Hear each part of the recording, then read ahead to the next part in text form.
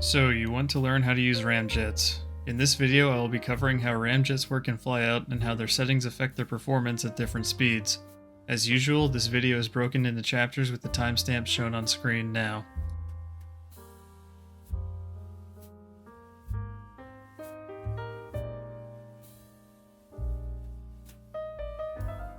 Before looking at how ramjets work, let's take a look at their settings, of which there are only three: the diameter, combustor temperature, and diffuser setting.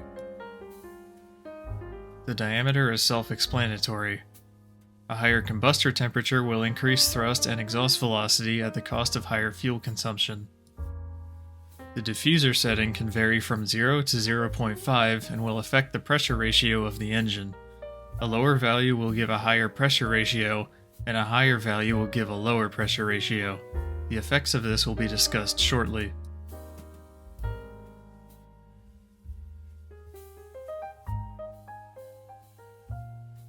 Next, we will take a look at how ramjets function. A ramjet is a relatively simple engine that consists of an inlet, a combustor, a flame holder, and a nozzle.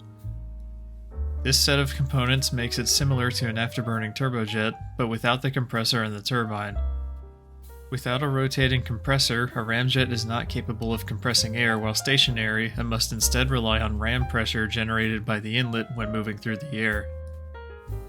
Because ramjets rely on pressure generated by the inlet, they will only work when the aircraft has a respectable airspeed.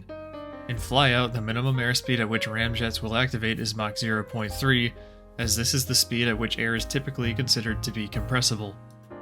The compressibility of air refers to whether or not the air density changes when its speed is changed.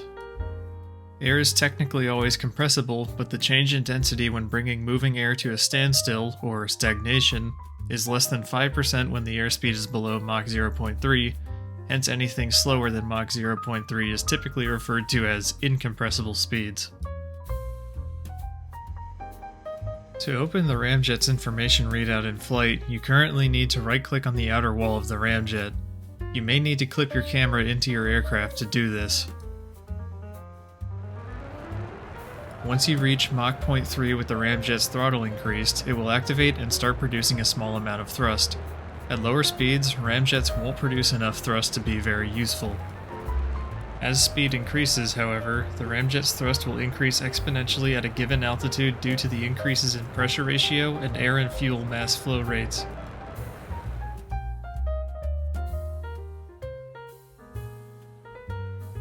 Ramjets are typically best suited for speeds above Mach 3 and below Mach 6. Below Mach 3, turbine engines will generally be more efficient. Above Mach 6, scramjets, which we do not have in Flyout, will generally be more efficient.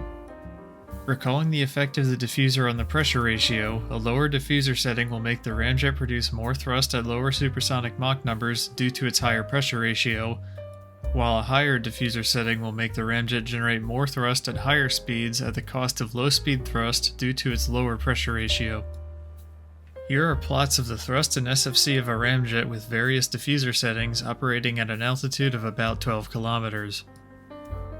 As we can see, a higher diffuser setting will also increase the maximum amount of thrust reached before it begins to decrease as speed increases, at least up to a point.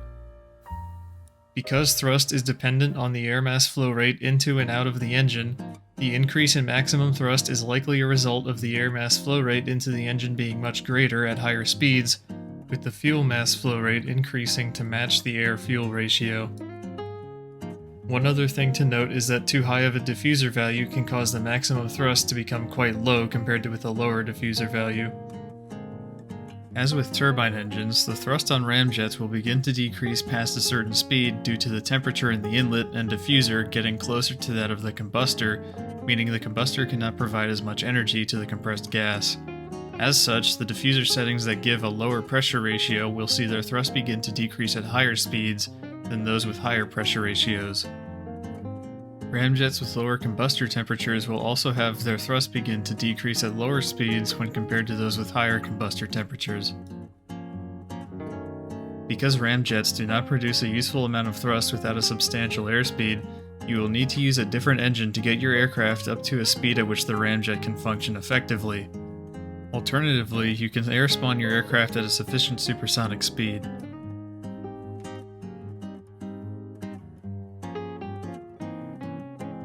Assuming you use a turbine engine to get up to a sufficient airspeed, there are some challenges you will encounter. In addition to needing an engine powerful enough to reach such speeds, you will eventually reach a point where the turbine engine will begin to create more inlet drag than thrust, rendering it as a burden to your aircraft in terms of both thrust and fuel consumption. There is currently no way to truly close off airflow into turbine inlets, but there is a method that can be used to eliminate turbine inlet drag. Because turbine inlet drag in Flyout is calculated using the velocity of the air normal to the inlet, simply rotating the engine 90 degrees relative to the airflow will completely eliminate its inlet drag. Because the normal velocity into the turbine is reduced to zero, this will also cause the turbine to become ineffective. To rotate your turbine engines, simply place them on a hinge with a switch or a slider custom input.